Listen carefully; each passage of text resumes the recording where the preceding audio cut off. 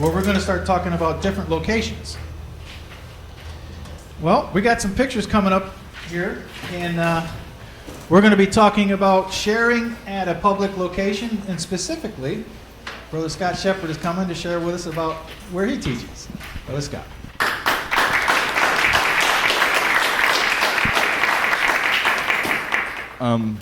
Brother Rich Brand was asking me to kind of share some of the things that we take into account when we have the Bible study on Monday nights. For those of you who don't know, I teach every Monday night at Panera Bread on Military Highway. And the point is to have an opportunity to meet people and have a Bible study at the same time. So that's my goal when I'm there. That's my specific goal, is to try to meet other people, engage other people, have them overhear the Bible study. In addition to that, have a place where people can invite their friends to that isn't necessarily at a church building or someone's home where they may feel a little more uncomfortable, but it's a public setting. They feel they can go and come and go as they please. So when you're picking the location, we started in Starbucks because it was only 4 or 5 of us when we first started out, but all of a sudden one day we have 22 people and people are standing around in the Starbucks, and that's not fair to the establishment because you're taking up their space, and so we needed to move to a bigger location. When you're deciding where you're going to pick, how big your group is and how loud you speak are a couple of things that you need to keep in mind.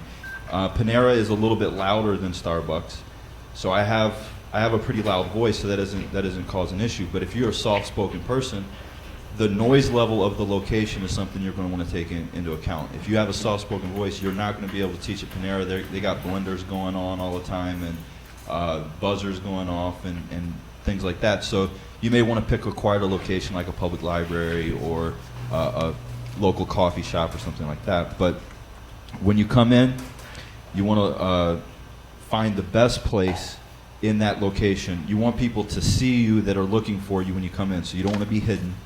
You want to be able to be in plain sight so they can come right over to your Bible study and not have to go looking around.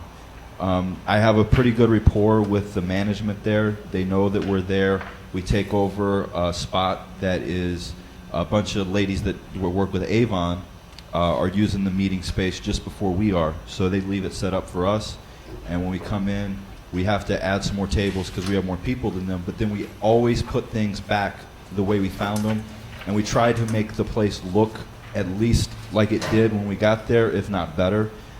You want to be courteous to the establishment you're going to. And that includes patronizing it. If you're going to a Starbucks or a Panera and you're not buying anything, that's not fair to the business.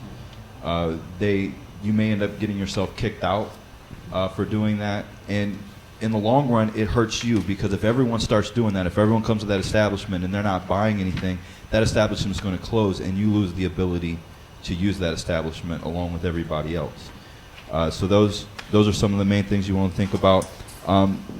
For follow-up, when I'm doing this, the suggestion I have, I use Facebook.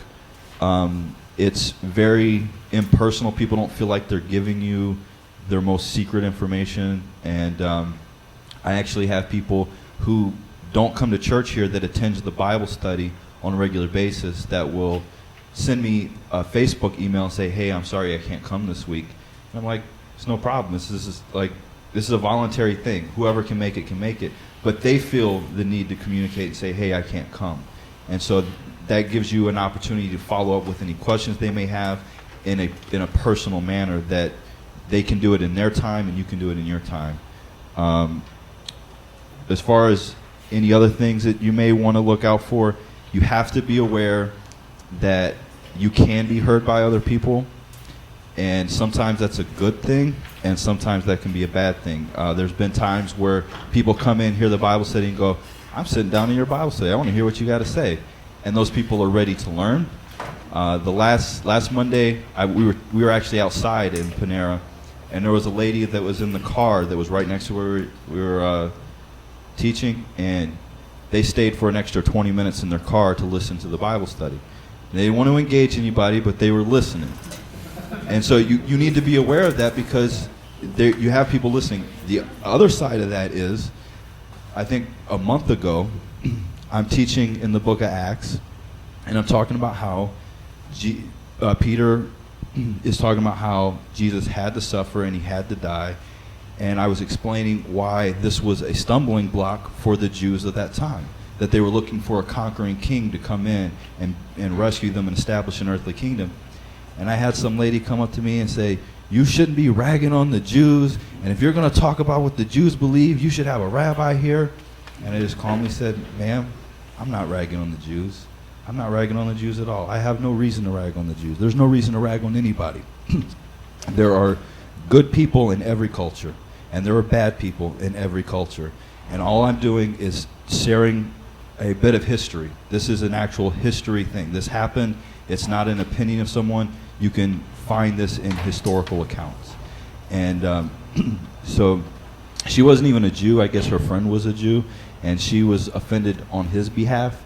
But the guy that was with her just kind of laughed at her. And when it was all over, everyone in the Bible study, including the visitors, go, wow, what was her problem? So, I mean, do be aware that you can be heard. And that is why when you're teaching a study in a public setting, not only do you need to know the information that you're going to be teaching, you need to study in depth on that topic and make sure that you can answer the auxiliary questions that may come to you. Because there are people that may challenge you if you're in a public setting just because they want to see what you know. And so that's something that you need to be aware. And I think that's the basic outline of what you should do when you're at a public setting. Thanks, Pastor. Thanks, Brother Scott Shepard.